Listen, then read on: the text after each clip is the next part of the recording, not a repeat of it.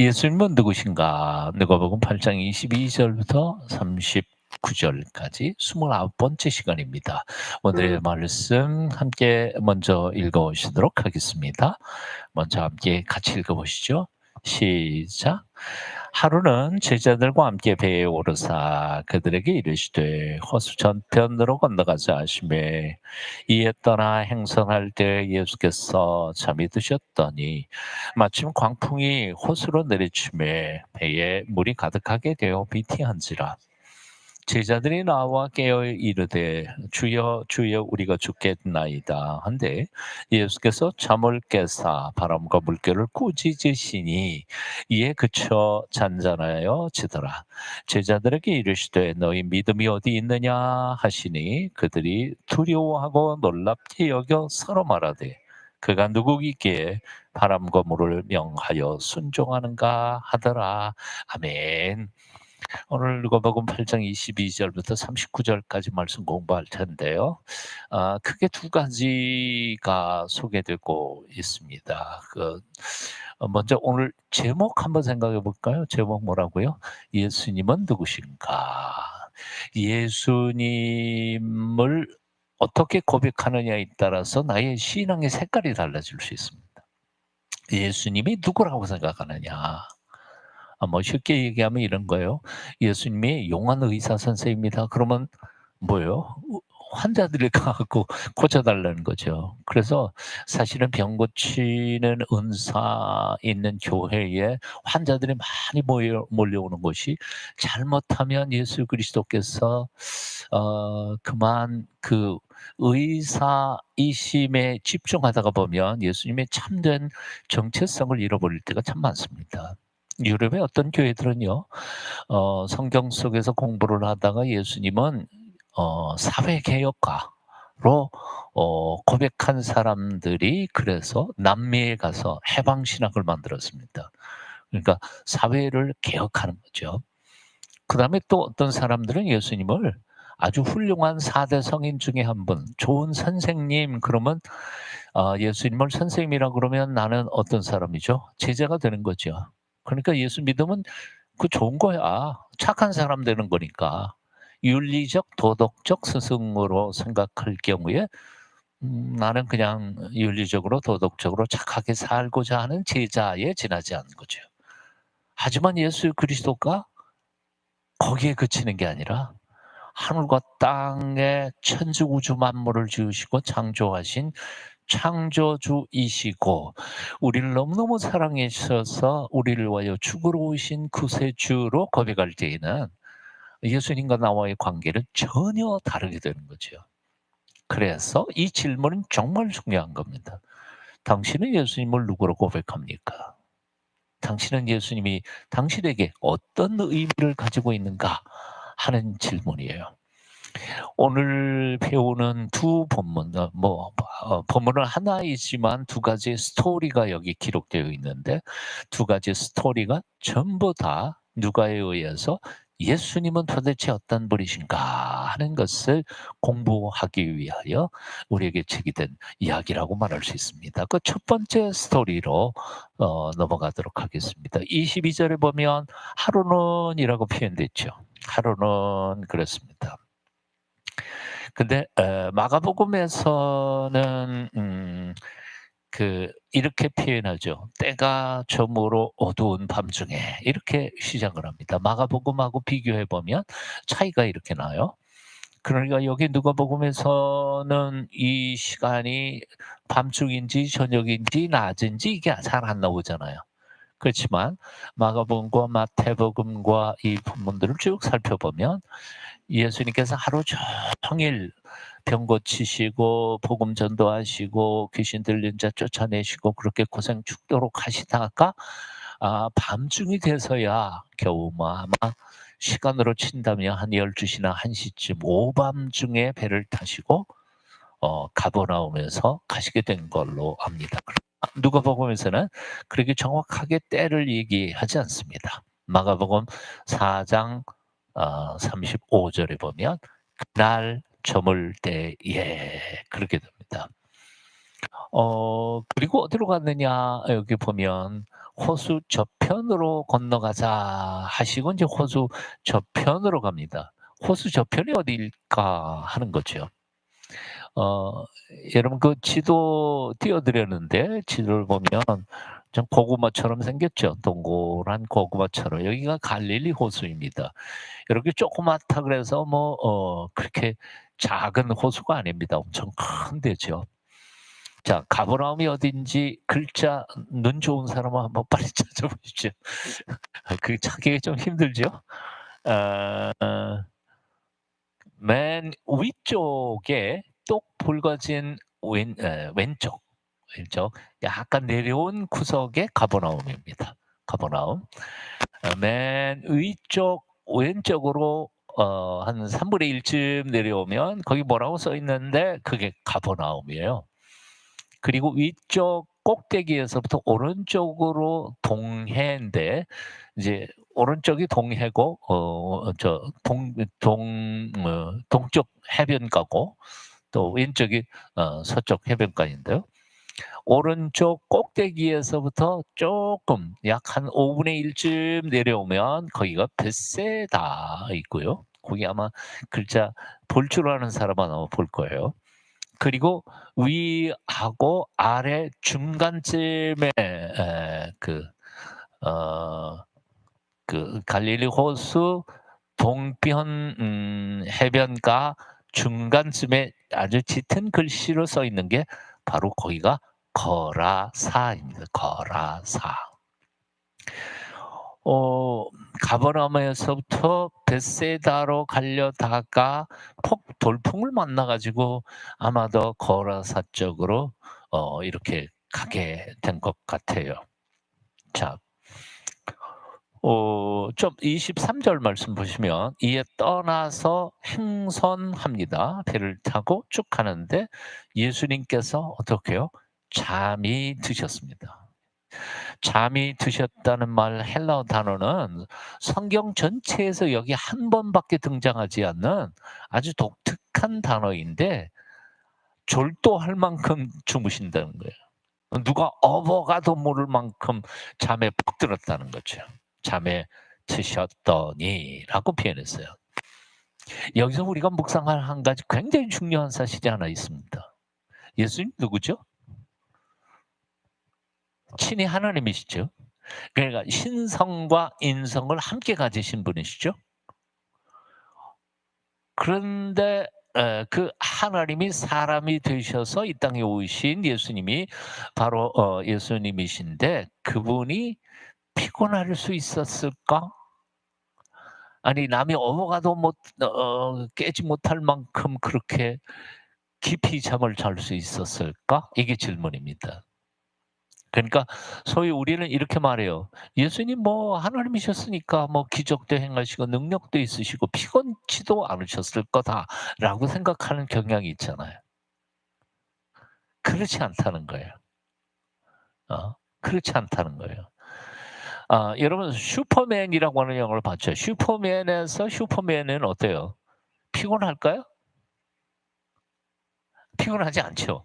뭐 거기 영화에 보면 뭐 자기 고향별에서 온 무슨 보석인가 뭔가 그거에는 약해지고 뭐 그런 약점이 있긴 하지만 그러나 슈퍼맨은 피곤하지는 않았을 거예요, 그런 약점 빼놓으면.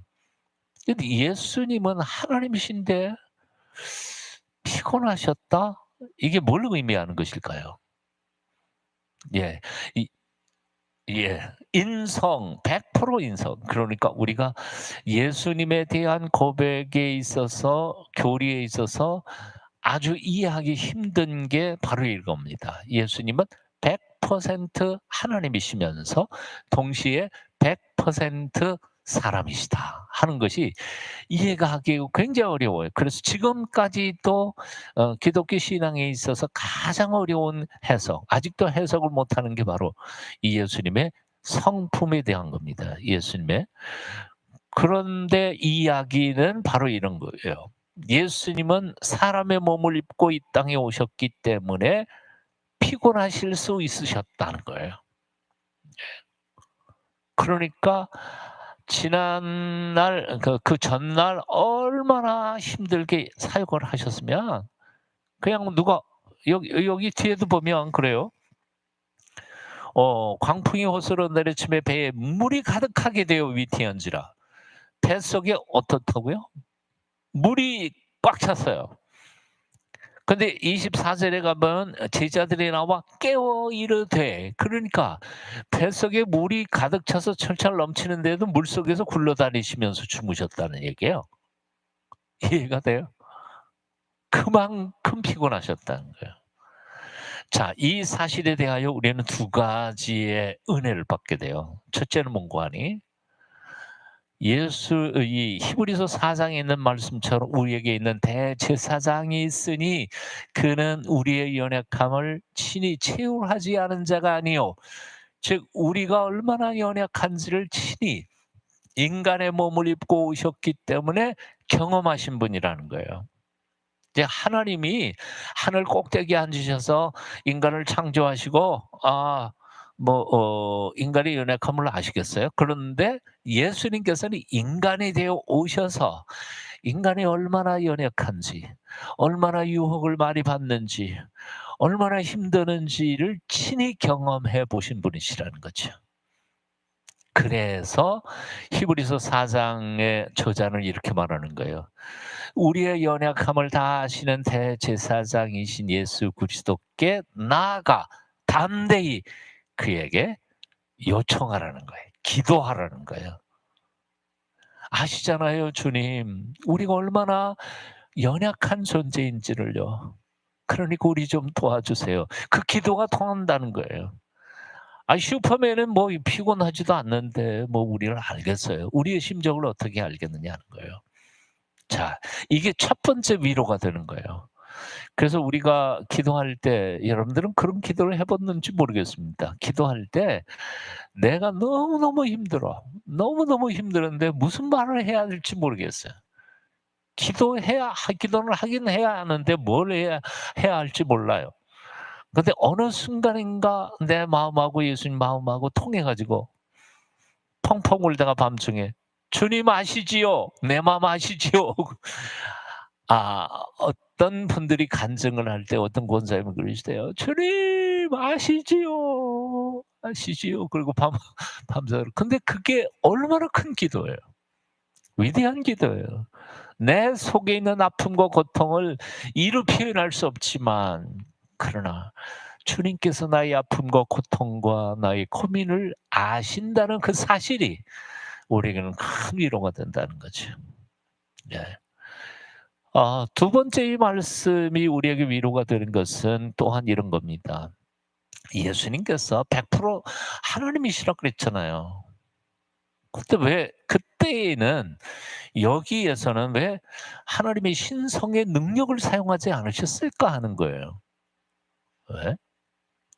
근데 복음서를 주의 깊게 읽어보면요. 복음서를 주의 깊게 읽어보면 아 음 물고기 2마리 떡 5개 가지고 5천 명을 먹이신 예수님께서 40일 금식할 때에는 당신이 배를 쩔쩔 굶으셨어. 마귀가 이 돌멩이 가지고 떡 만들어 먹어. 그러는데도 그 시험에 안 들어가셨어.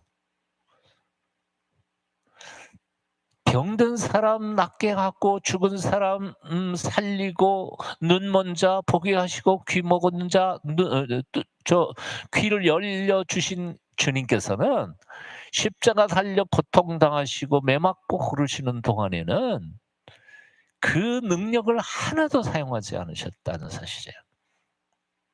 이게 얼마나 우리에게 자기 자신을 위해서는 신적 능력을 하나도 사용하지 않으시고 자기 자신에게 대해서는 철저히 연약한 인간의 모습으로 고통당하시고 걸어가셨던 예수님. 오직 우리를 위하여, 병든 자들을 위하여, 연약한 자들을 위하여 당신의 모든 에너지를 쏟아 부으셨던 예수 그리스도. 그래서 이 배 밑창에서 물이 꽉꽉 차는데에도 굴러다니시면서 주무신 예수 그리스도의 모습을 묵상하다가 보면 '야, 우리도 최선을 다해야 되겠다.' 그런 생각이 들지 않아요? 예. 우리도 게을르면 안 될 것 같아. 우리가 최선을 다해야 될 것 같아요. 우리는 거꾸로 우리의 에너지나 돈이나 뭐 힘이나 이런 것들을 나 자신을 위해서는 엄청나게 쓰면서도 남들을 위하여 복음을 위하여 연약한 자들을 위하여 잘 나누지 않는 때가 너무 많다는 거예요. 이 사실 하나를 묵상하면서 저는 그 두 가지를 우리가 배워야 된다고 생각이 들어요. 자, 한 가지에 너무 길게 설명하느라고 미안합니다만 잠드신 메시아 그분 속에서 우리는 두 가지를 배워야 한다 생각합니다. 그다음에 거기 광풍이 있죠. 광자가 무슨 광자예요? 미칠 광자예요. 미친 바람에 불어요. 돌풍은 갑자기 불어온 바람이라는 거예요. 여기 밑에 그 지도 밑에 보면 그림도 이게 그냥 차트 전면을 하면 더 보기 좋을 것 같은데 제가 이거 생략하느라고 그림만 보여드립니다. 그 그림을 잘 보시면 이제 화살표가 쭉 가는 게 바람의 방향입니다. 왼쪽은 그 지중해이고요. 지중해. 그리고 왼쪽 끝은 바로 지중해 해변을 그려 놓은 겁니다. 쭉 올라가다가 꼭대기 있죠. 꼭대기는 바로 산맥 꼭대기고 산에서부터 쭉 내려오면 오른쪽 밑에 밑바닥이 있잖아요. 밑바닥이 쭉 있는데 거기가 바로 갈릴리 호수입니다. 그러니까 왼쪽의 끝에 지중해 해변이 해발이라고 하는 거죠, 거기가. 0m예요. 높이가 0이고. 그다음에 쭉 올라가다 보면 산 꼭대기는 약 600 내지 700m가 돼요. 그런데 이 갈릴리 해변은 해발보다 마이너스로 밑으로 내려가요. 200m가 더 내려가야 돼요. 약 200m. 그러니까 그 산 꼭대기에서부터 밑에까지는 얼마요? 700 더하기 200 그러면 900이죠. 그러니까 이 높이가 갑자기 뚝 떨어지는 거예요. 자, 이게 무슨 현상이 일어날까 하는 거예요. 이제 이 갈릴리 이 바다 혹은 호수가 낮에는 적도 근방이니까 햇빛이 쫙 비치죠. 이게 물이 달아오르는 거예요. 그 주변에 있는 사막들 이 땅도 뜨겁게 달아올라요. 근데 저녁이 되면 시원한 바람이 지중해에서부터 산을 넘어 가지고 뚝 떨어지면서 들어와요. 그래서 그 두 가지가 함께 믹스되면서 돌풍이 일어나는 거죠. 마치 저기 미국의 캔사스의 그 뭐예요? 토네이도 같은 현상이 일어나는 거죠. 이런 현상이 바로 그래서 어떤 사람은 광풍이라고 그러고 어떤 사람은 돌풍이라고 표현을 했습니다. 밤중에 그러니까 예수님께서 제자들과 함께 타고 가다가 이런 돌풍이 일어나는 사건이었던 거죠.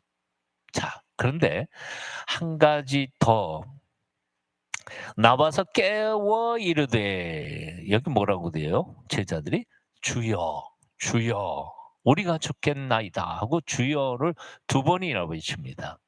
근데 이 주여라고 하는 단어가 아주 독특한 단어예요. 이 누가복음에 이상하게 나오는 독특한 단어예요. 옆에 헬라어로 이렇게 그림을 그려 놨죠. 그림처럼 이렇게 읽으시면 돼요.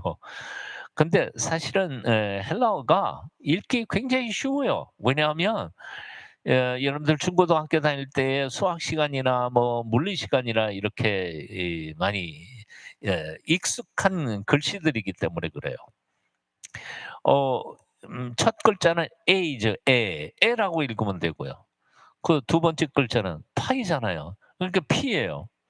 그다음에 옆에 있는 글자는 그 위에다가 점만 찍으면 E잖아요. 그러니까 에피예요. 그다음 글자는 시그마지요. 시그마 보셨죠? 글자. 시그마예요. 그러니까 S 발음이에요. 타우에서 T 발음이고 알파니까 아 발음이에요. 타우 알파 그래서 여러분 그냥 읽을 수 있어요. 뭐예요? 에피스타타예요. 에피스타타. 에피스타타. 헬로 여러분들도 하셨어요. 근데 에피라는 말은 앞에 있는 에피 세 글자 에피라는 말은 위라는 뜻이에요. 위에. 그리고 스타타라는 말은 스탠드 서다 혹은 스탠스 있는 위치 그걸 얘기해요. 그러니까 위에 계신 분이라는 뜻이에요. 에피스타타라는 말은 위에 계신 분이에요. 근데 복음서에 이런 호칭이 별로 없어요. 우리 한글 성경에서는 뭐라고 돼 있어요? 주여라고 번역이 됐지만 사실은 헬라어에서 주여는 큐리오스예요. 큐리에 그렇게 돼 있는데 번역을 이렇게 하는 거죠. 그러니까 제자들은 예수님이 누구인지 알고 있었을까 없었을까 하는 거죠. 근데 이 순간에 갑자기 예수님 보고 위에 계신 분, 그 한 천상의 존재라고 생각한 거예요. 위에 계신 분. 자기 선생님이라면 뭐 돌풍 부는데 예수님이 도움이 되겠어요? 뭐 깨울 필요도 없죠. 뭐 사실은 이 제자들은 다 어떤 사람들이에요? 거의 대부분은 이 갈릴리에서 평생 어부 노릇하던 사람들이 거의 대부분이에요. 뭐 그렇지 않은 사람도 많지만. 그러니까 이 돌풍 부는데 목수 출신의 예수님 깨워봐야 무슨 소용이 있겠어요. 근데 너무 다급하니까 예수님을 붙드는데 아마도 그 마음속에 뭔가 우리하고는 전혀 다른 존재인 것을 느끼면서 살았겠죠. 근데 그분이 주님이라는 것은 생각을 못했을 것 같아요. 그래서 그들은 그냥 급하니까 그렇게 표현했던 것 같아요. 위에 계신 분. 근데 마태복음 같은 경우에는 큐리에 그랬어요. 주여. 근데 마가복음에서는 또 뭐라 그러냐면 선생님 그렇게 불러요. 그래서 누가복음에만 이렇게 용어가 조금 달라져요. 이게 참 재미있는 거라고 생각이 들어요. 나만 재미있는 것 같으네. 넘어가시면 여하튼 이 용어는 우리가 깊이 생각해 봐야 돼. 조금 이따 이제 결론쯤 가가지고 다시 한번 이 얘기를 다시 해보도록 하십시다. 자, 얼마나 다급하면 두 번이나 불렀어요. 주여, 주여 우리가 죽겠나이다. 한데 예수님께서 잠을 깨셨어요. 그리고는 바람과 물결을 꾸짖으십니다. 여기에는 꾸짖으시니 그렇게 돼 있고 어떻게 꾸짖었는지는 안 나오지만 마가복음 4장 39절에는 꾸짖으신 내용이 나와요. 뭐래요? 야, 좀 잠잠해. 시끄러워. 잠을 못 자겠잖아. 거기 와라. 이렇게 말씀을 하세요. 야, 이 참 상상을 해보세요. 이거 어떻게 보면 참 놀랍지 않아요? 어떻게 바람 보고 잔잔해. 그런다고 잔잔해지나. 이 어떤 분인가 이런 거죠. 그쳐 잔잔하여 치더라.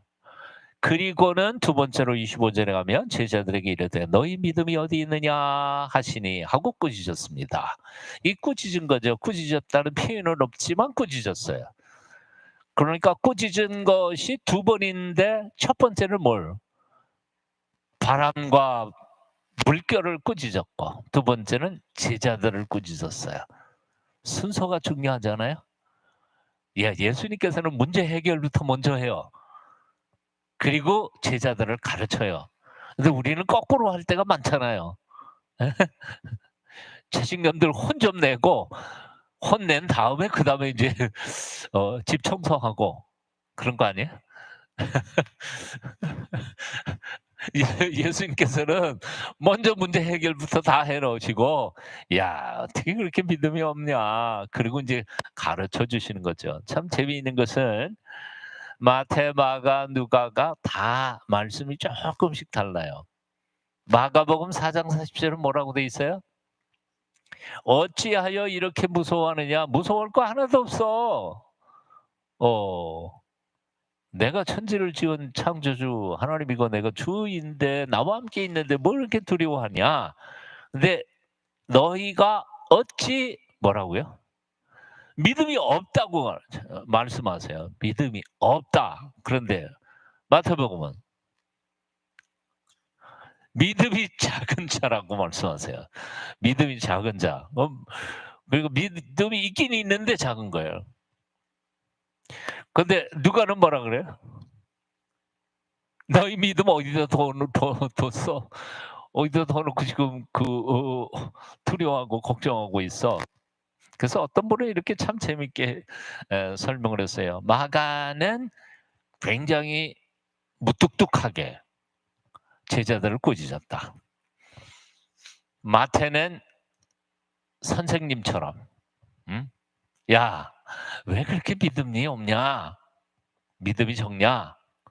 누가는 의사 선생님처럼 "믿음 어디다 뒀어?" 하고 가르쳤다. 뭐 그건 설명은 여러분들이 알아서 느끼시면 될 것 같습니다. 자, 여하튼 그다음에 질문이 mon고하니 바로 이런 것이었습니다. 제자들이 뭐라고요? "그는 도대체 누구인가?" 이게 오늘 이 스토리에 대한 전개의 첫 번째 중요한 점입니다. 제자들이 이런 상황을 겪으면서 떠오른 질문이 '저분 누구지? 그가 누구인가?' 근데 이분은 뭐라 그랬어요? 위에 계신 분. 저 하늘과 천상적인 존재 같은 분. 그러니까 누군지는 이미 알고 있음에도 불구하고 그들은 아직까지도 분명한 믿음을 고백하고 있지는 못한 거죠. 이게 문제인 거예요. 자, 이 사건이 하나 있었습니다. 하늘과 땅과 바다와 물결을 잔잔케 하시면서 명령하시는 예수 그리스도 그는 누구인가 하는 질문이 누가의 첫 번째 질문인 거예요. 그다음에 이제 두 번째 장으로 넘어가면 두 번째 스토리가 또 전개됩니다. 이 두 번째 스토리도 역시 사복음서에 다 등장하고 있는 스토리들입니다. 두 번째 스토리 26 절부터 29 절까지 뜻을 생각하면서 한번 같이 읽어보실까요? 함께 읽어요. 시작. 그들이 갈릴리 맞은편 거라사인의 땅에 이르러 예수께서 육지에 내리심에 그 도시 사람으로서 귀신 들린 자 하나가 예수를 만나니 그 사람은 오래 옷을 입지 아니하며 집에 거하지도 아니하고 무덤 사이에 거하는 자라. 예수를 보고 부르짖으며 그 앞에 엎드려 큰 소리로 불러 이르되 지극히 높으신 하나님의 아들 예수여, 당신의 나와 무슨 상관이 있나이까? 당신께 구하노니 나를 괴롭게 하지 마옵소서 하니, 이는 예수께서 이미 더러운 귀신을 명하사 그 사람에게서 나오라 하셨습니다. 귀신이 가끔 고랑에 매어 지켰으되 그 맨 것을 끊고 귀신에게 몰려 광야로 나갔더라. 예. 예수님께서 배 타고 가셨는데 어디에 도착했느냐 하면 갈릴리 맞은편 거라사인의 땅에 이르렀습니다. 아까 지도를 여러분 머릿속에 기억하시면서 보시면요. 마태복음에는 그 지명 이름이 가다라라고 되어 있어요. 똑같은 동네인데. 마가복음에서는 거라사인의 지방 그렇게 표현했고요. 근데 요즘 지금 오늘 이 시대의 그 땅 이름은 케르사라고 하는 땅입니다. 자, 여기에 우리가 기억해야 할 한 가지가 있는데 바로 이 29 절에 있는 거죠. 한 가지 먼저 짚고 넘어가는 게 좋겠습니다. 자, 거라사 땅에 갔더니 누구를 만났어요? 귀신 들리는 한 사람. 귀신 들린 사람의 특징을 한번 얘기를 해 봐요. 몇 가지 한 4 가지 정도로 정리할 수 있을 것 같아요. 첫째는 귀신 들린 거고요. 두 번째는 예 옷을 입지 않았어요. 셋째는 집에 살지 않아요. 무덤 사이에서 살아요. 여기에 참고로 설명을 드리면 거기 이스라엘 땅의 무덤은 우리나라처럼 이 흙이 이게 찰흙이 돼 가지고 땅 파 가지고 또 뭐 이렇게 해서 덮고 봉분 만들어야 되고 그런 데가 아니거든요. 어 아주 마른 땅이에요. 마른 땅에다가 그래서 굴이 굉장히 많아요. 곳곳에 굴이 있어요. 토굴 같은데. 특별히 유대 광야 같은 데에 나가면 굴이 뭐 엄청나게 많아요. 그래서 무덤도 거의 대부분 산에 굴에 시신을 안장을 해요. 그러니까 여기 우리 한국식으로 말하면 뭐 한국 무덤 파고 들어가 갖고 그 안에 사는 것처럼 생각하는데 그렇게 못 살거든요. 근데 거기에는 다 굴에 물을 묻으니까 굴 속에서 살았던 거죠. 뭐 오래되니까 옷을 입을 게 별로 없었으니까 뭐 벌거벗었을 수밖에 없었다고 생각이 들고요.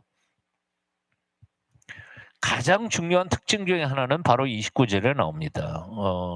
괄호에 보면 귀신이 가끔 고랑에 매어 지켰으되 즉 쇠고랑을 채워서 묶었는데 얼마나 초인적인 힘을 발휘하느냐면 그 맨 것을 끊어 버리고 귀신에게 목물려 광야로 나가곤 했다. 그래서 이 얘기는 한마디로 말하면 통제가 불능했다 하는 것이죠. 마가는 요거보다 조금 더 상세하게 설명을 합니다. 그 상황을.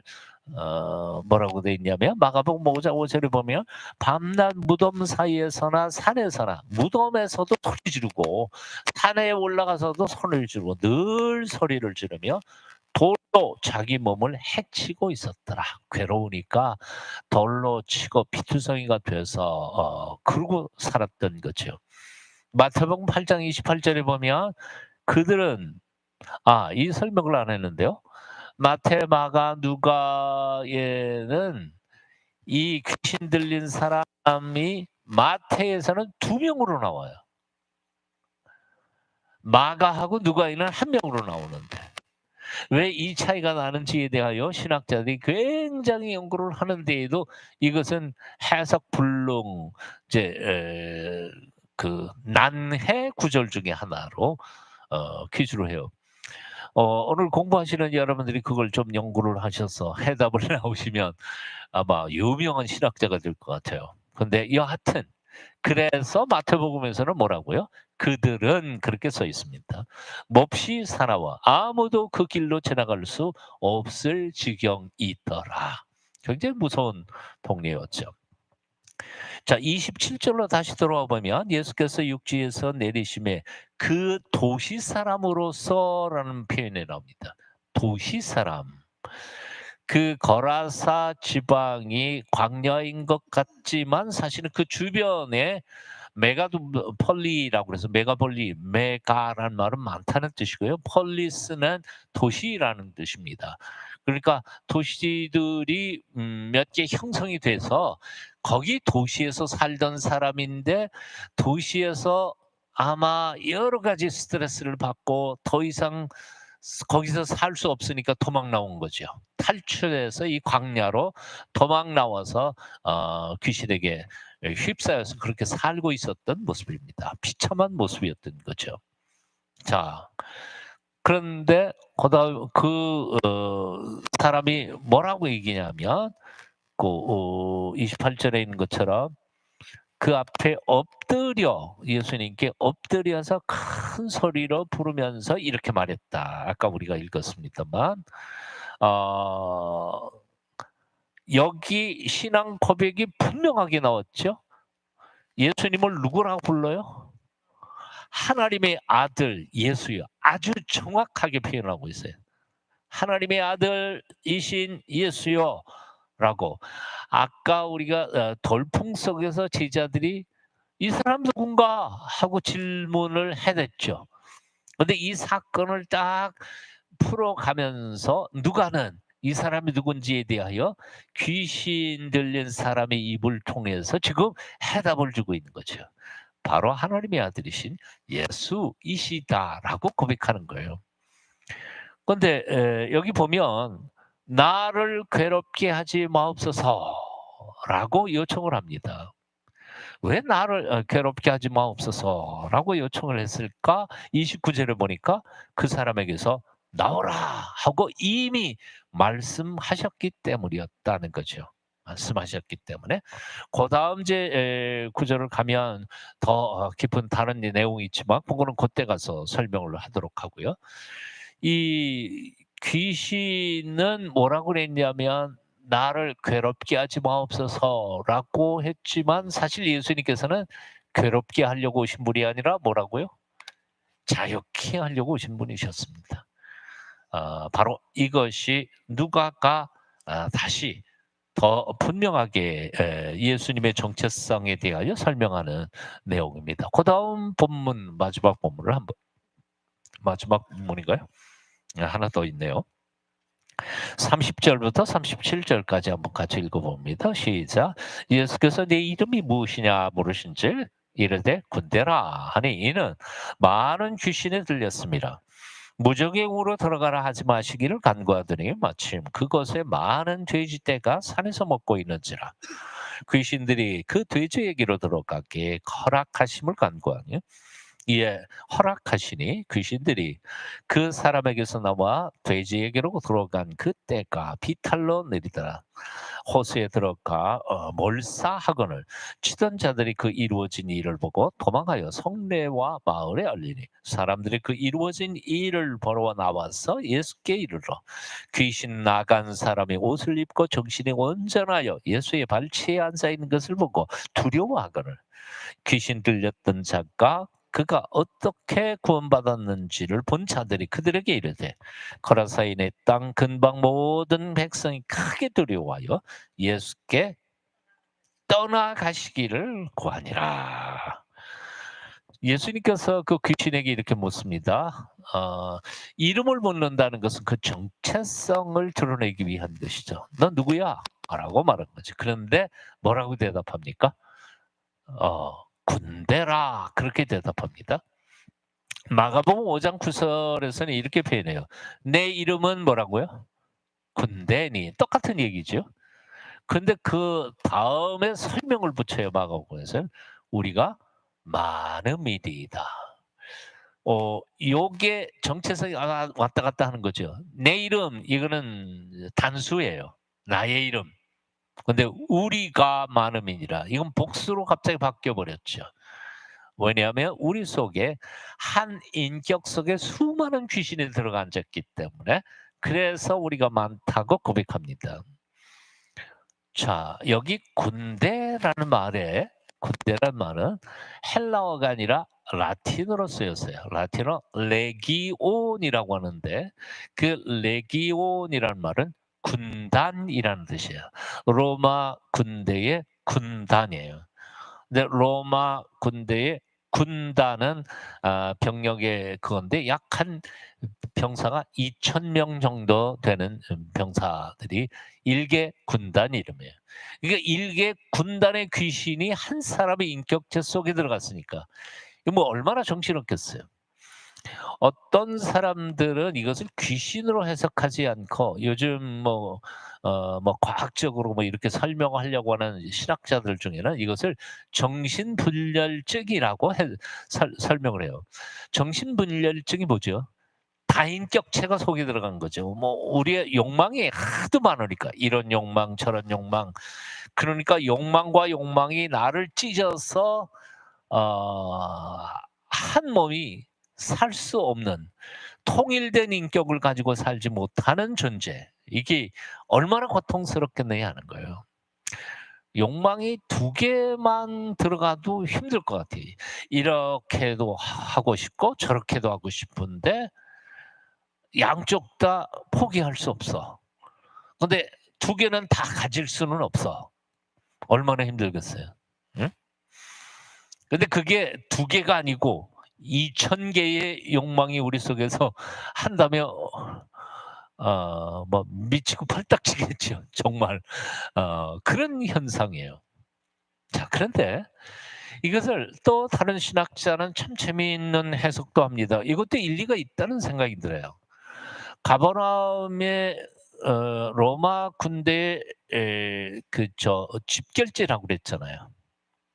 그리고 그 가버나움으로 여기 지금 거라사니까요. 그게 요단강 동쪽으로 해서 지금의 요르단 지역인데 글로 해서 킹스 하이웨이라고 그래서 왕의 대로라고 큰 대로가 저 아라비아 밑에서부터 더 끝까지 가면 이집트에서부터 쫙 올라가는 길목이에요. 그러니까 거기 길목이니까 군대가 주둔할 수밖에 없어요. 거기서 지켜야 되니까. 근데 거기에서 전쟁도 엄청나게 많이 났어요. 그러니까 그 지역에 거라사 지역에 사는 사람들이 수많은 사람들이 죽었고 시체가 널렸고 이런 것들을 보면서 그 도시에서 살던 사람이 미쳐버린 거죠. 그리고 그 귀신에 찢겨서 그렇게 고통을 당하고 있는 사람이 바로 이 사람이었던 거예요. 어떻게 보면 자기도 그렇게 들고 싶지 않았던 사람인데 고통을 겪고 있었던 거죠. 이런 점이 있어서 정말 불쌍한 사람이었던 거예요. 이 사람을 마가복음 5장 5절에 보면 밤낮 무덤 사이에서나 산에서나 잠깐만. 마가복음 5장 12절에 보면 우리를 돼지에게로 들어가게 하소서. 그리고 마태복음 8장 31절에 보면 만일 우리를 쫓아내시려면 어디로? 돼지 떼에 들여 보내 주소서. 근데 왜 하필 거기는 돼지가 왜 거기 있었을까 하는 거죠. 그 갈릴리 동편 쪽에 요르단 쪽에 거기에는 유대인들이 많이 거하지 않았거든요. 유대인들은 주로 이 갈릴리 서쪽에서 요단강 서쪽에 살았으니까. 거기 이방인의 땅이에요. 이방인들이 많이 살았어요. 근데 유대인들은 돼지고기를 먹어요, 안 먹어요? 안 먹어요. 그래 갖고 이 유대인들이 그쪽에 가 가지고 돼지 농사를 지면서 그걸 이방인들에게 팔아 넘기는 그런 농장들이 거기 있었던 거예요. 그러니까 자기들은 먹지 않으면서도 장사 속으로 그렇게 했던 거죠. 여기에 유대인들이 굉장히 이 금전적으로 돈에 대하여 재물에 대하여 그때부터도 많이 있었던 것 같아요. 그러니까 돼지가 많았던 거예요. 근데 어 귀신들이 예수님께서 오셨을 때에 아마 상상을 한 번 더 우리가 상황을 한 번 더 그려 봤으면 좋겠어요. 오밤중에 배를 타고 돌풍을 헐고 거라사 땅에 딱 도착하니까 무덤 속에서 살던 귀신 들린 사람이 쫓아나왔어요. 찾아간 게 아니에요. 쫓아나왔어요. 왜 쫓아나왔을까요? 아마 그는 자기도 무서우니까 사람들이 오니까 쫓아버리려고 아마 달려왔다가 예수님을 봤던 것 같아. 예수님을 딱 보니까 누구인지를 알았어. 귀신들은 요한계시록에 의하면 무적행으로 마지막에 쫓아내 버리는 것을 아셨으니까 무적행 바로 31절에 무적행으로 들어가라 하지 마시기를 간구하더니 그러니까 귀신은 이미 영적 존재라 예수님이 누구인지를 알았어. 무적행으로 귀신을 쫓아낼 권세가 그분에게 있다는 사실도 알았어. 그리고 그러니까 그냥 기겁을 하면서 엎드려 가지고 우리를 무적행으로 쫓아내지 마옵소서 하고 요청을 했던 거죠. 어, 어, 어제 그렇지만 예수님께서 무적행으로 아직 보낼 때가 아니니까 세상 끝말이야 할 거니까 안 보낼 때 그 사람에게서는 나오라 하고 불렀더니 돼지떼에게 들어가게 해 주시면 좋겠다 하고 요청을 했더니 갔어요. 근데 돼지떼가 몇 마리나 죽었을까요? 마가복음에 2천 마리가 다 나와요. 마가복음을 주의 깊게 보면 2천 마리의 떼가 몰사해서 죽었다. 마태복음은 없고 누가복음은 없어. 하지만 레기온이 2천 한 군단이 레기온이 2천 명의 군사니까 2천 마리의 돼지가 죽었다. 그렇게 기록이 된 거 재밌잖아요. 난 너무 재밌어. 그러니까 한 놈이 한 마리씩 들어가는 것 같아요. 자, 여기서 우리가 발견하는 것도 한 가지 귀신은 뭐예요? 인생 삶을 망가뜨리러 오지만 예수님은 회복시키러 오시는 분이십니다. 귀신은 얽어매려고 오지만 예수님은 자유케 하시러 오시는 분이십니다. 근데 여기에서 질문이 또 하나 있습니다. 여기 거라사인 땅에 있는 백성들이 두려워해서 예수님 막 귀신도 제어하시는 분이시구나. 그랬으면 예수님을 영접해야 되는 거 아니에요?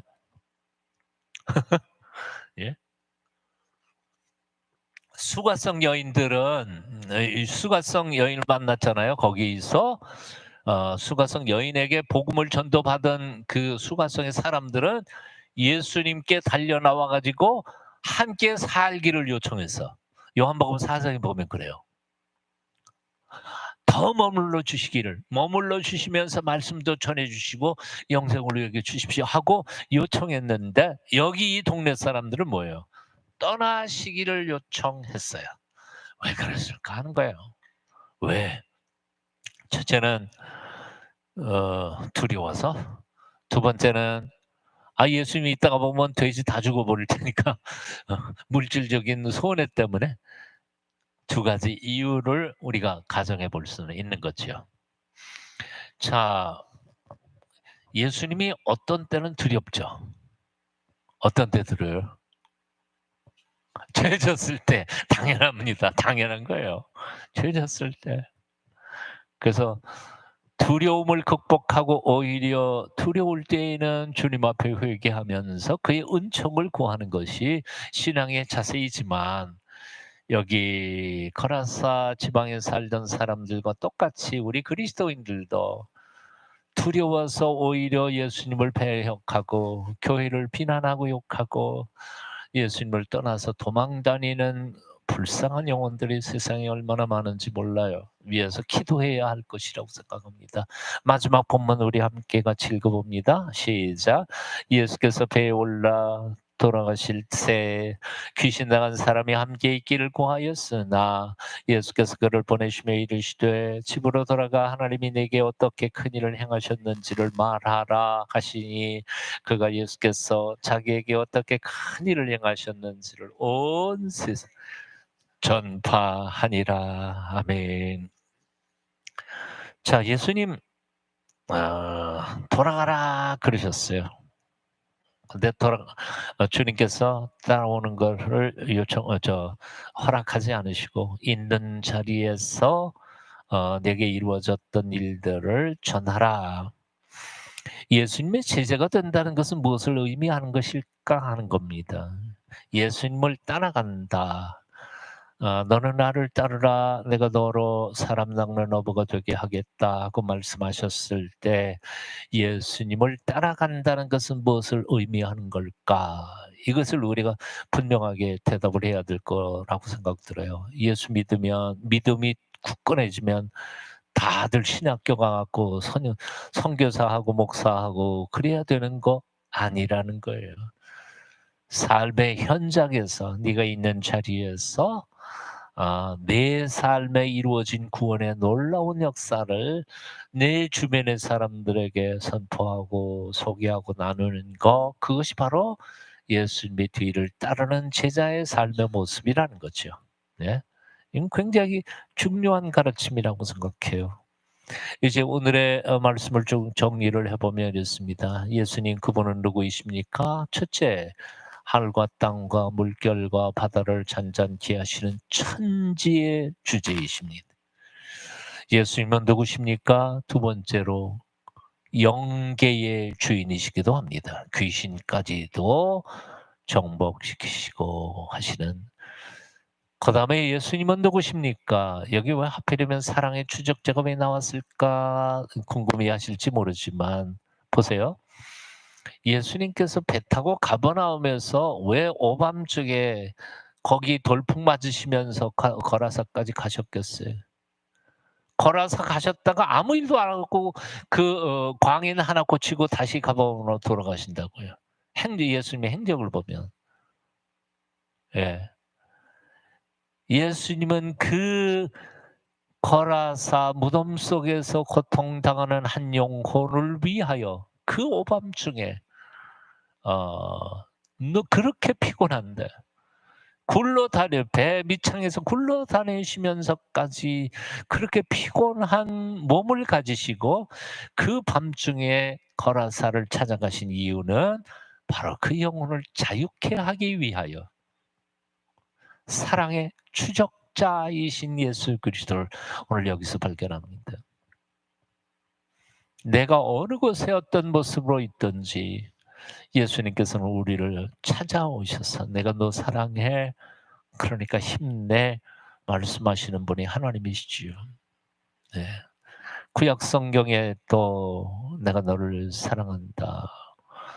어 배신한 자기 부인을 찾아가서 돈 주고 다시 사서 와서 "내가 너 사랑한다." 고백했던 그 제사장의 마음을 바로 이 하나님 여호와께서 우리에게 말씀하시는 분이시지요. 자, 그렇다면 중요한 거 '나는 그 예수님을 누구라고 고백하는가.' 하는 것이에요. 나는 누구인가? 예수님을 누구라고 고백하느냐에 따라서 내가 누구인지에 대하여 정의가 되는 것이죠. 여기 굉장히 중요한 것은 누가복음 17장 21절의 말씀입니다. 하나님의 나라는 어디에 있어요? 우리 마음 안에 있습니다. 하늘에 있는 것도 땅에 있는 것도 아니고 물론 죽은 다음에 가는 차원 다른 하나님의 왕국이 따로 있어요. 거기에 Kingdom of God란 말은 여러 번 얘기하지만 Kingdom이라는 말은 담이라는 말은 영토라는 뜻이에요. 킹이 다스리는 영토가 킹덤입니다. 왕국이에요. 근데 그 왕국이 누가 왕이냐면 of God. 하나님이 다스리는 왕국이 바로 하나님의 나라예요. 하나님의 왕국이에요. 내 마음에 하나님의 왕국이 이루어진다면 내 마음이 이미 하나님의 통치가 시작되는 하나님의 왕국이 된 거죠. 겨자씨 하나의 비유에서도 우리가 기억해야 할 게 한 가지가 있는데요. 하나님의 나라는 겨자씨 하나만큼 점점 성장하고 확장되어 간다는 가르침이 바로 뭐냐면 내 마음속에 들어오신 예수 그리스도께서 혹은 복음의 씨앗이 내 마음 전체를 온전히 통치하실 수 있을 만큼 온전한 하나님의 통치가 이루어진 것이 바로 하나님의 나라라는 거예요. 여기 오른쪽의 그림은 아마 여러분들께서 뭐 전도지나 이런 데서 많이 보셨을 거라고 생각해요.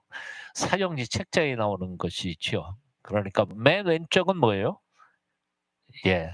내 마음이 있고 내 마음의 왕좌에 내가 앉아 있어요. 그러니까 내가 내 인생 마음대로 주관하는 거죠. 예수님은 어디 계세요? 내 마음 밖에 계셔요. 마음 두들기고 계셔요. 그래서 이런 그리고 가운데 사람은 누구냐면 예수님을 마음속에 모셨어요. 모셨지만 여전히 예수님은 내 안에 계시지만 내가 내 마음, 내 인생을 주관해요. 그러니까 아직까지 예수님은 나의 왕이 아니세요. 내가 왕이지. 그냥 예수님은 운전 보조석에서 앉아 가지고 내가 도와달라고 그럴 때만 뭐 도와주는 그런 보조적인 역할만 하고 있는 거예요. 그러나 오른쪽에 뭐는 나는 겸손히 내려앉았고 예수님께서 내 마음의 왕자, 내 인생의 운전석에 앉아 계신 분이죠. 그래서 주님의 통치가 완전히 이루어진 거예요. 주님께서 내 인생을 끌고 가세요. 요거를 비유로 들면 이런 거죠. 자동차 운전석에 누가 앉았나? 예수님인가 난가? 어? 그런데 나는 내 인생길에 있어서 우리 인생들은 장님과 똑같죠.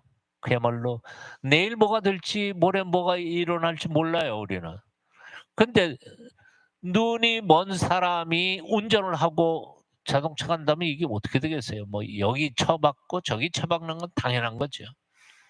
근데 나의 인생길을 정하신 예수 그리스도께서 내 삶의 운전석에 앉으셔서 나를 이끌어 가실 때 내 인생은 예, 복된 길로 갈 수밖에 없는 거죠. 보통 이 세 사람을 이렇게 소개합니다. 맨 왼쪽 사람을 뭐라 그래요? 예, 흔히 자연인이라고 그래요. 예수 그리스도를 모르는 사람, 난 크리스찬이에요. 불신자예요. 두 번째 사람은 예수님을 마음속에 모시긴 했는데 제 마음대로 사는 사람, 육에 속한 사람이라고 그러죠. 자신의 육신의 소욕이 자기 인생을 주관하는 거죠. 예수님은 주인이 아니세요. 예. 그리고 맨 오른쪽 사람은 성령 충만한 사람. 이게 고린도전서 2장에 나오는 얘기인데요. 성령 충만한 사람이라고 표현하죠. 자, 오늘 결론을 이렇게 맺어봅니다. 나는 누구예요?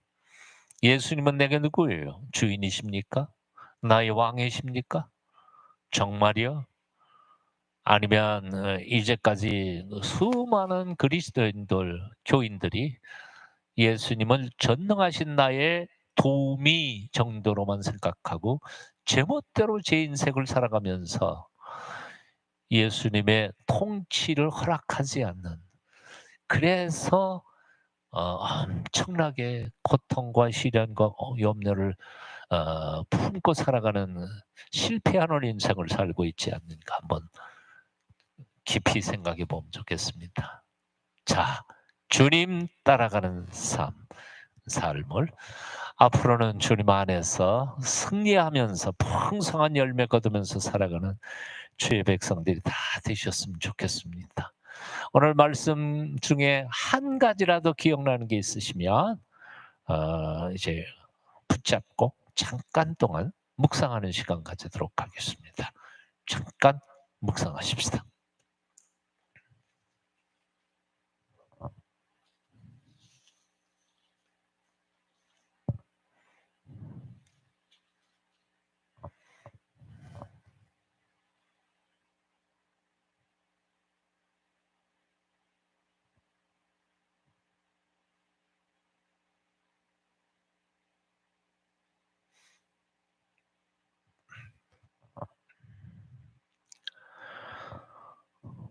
사랑의 주님,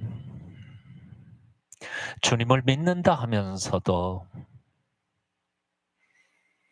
우리가 필요할 때만 주님의 이름을 부를 때가 많이 있었습니다. 용서하여 주시옵소서.